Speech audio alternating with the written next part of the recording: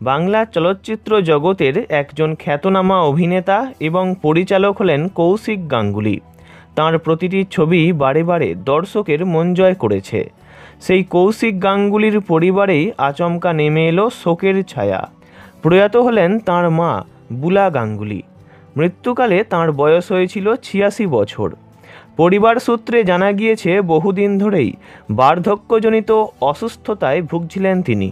এদিকে আরজিকর কাণ্ডের প্রতিবাদে রবিবার টলিপাড়ার শিল্পীদের মিছিলে হাঁটার কথা ছিল কৌশিক গাঙ্গুলির, কিন্তু তার আগেই এমন অঘটন।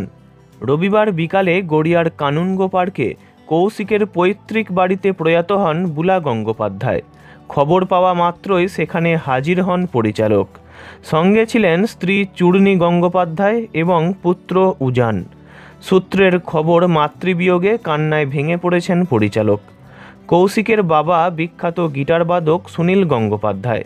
তাঁর পরিচালক হয়ে ওঠার নেপথ্যে বাবা মায়ের ভূমিকার কথা একাধিকবার স্বীকার করেছেন কৌশিক গাঙ্গুলি। শুক্রবার চলচ্চিত্রে জাতীয় পুরস্কার ঘোষণা হয়। কৌশিক গঙ্গোপাধ্যায় পরিচালিত কাবেরী অন্তর্ধান ছবিটি সেরা বাংলা ভাষার ছবির শিরোপা পায়। তারপরেও পরিচালক কোনো রকম উদযাপনে মাতেননি। নেপথ্যে ছিল আরজিকর কাণ্ড।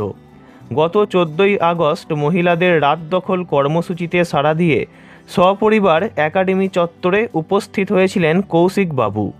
এর মধ্যে রবিবার মাতৃবিয়োগ। তবে প্রথমে শোনা গিয়েছিল টলিপাড়ার শিল্পীদের মিছিলে যোগ না দেওয়ার সিদ্ধান্ত নিয়েছেন কৌশিক বাবু, কিন্তু পরে গড়িয়ার বাড়ি থেকে সরাসরি টেকনিশিয়ান স্টুডিওতে উপস্থিত হন পরিচালক। উপস্থিত শিল্পীদের সঙ্গে দেখা করে মায়ের শেষকৃত্যে যোগ দেন তিনি।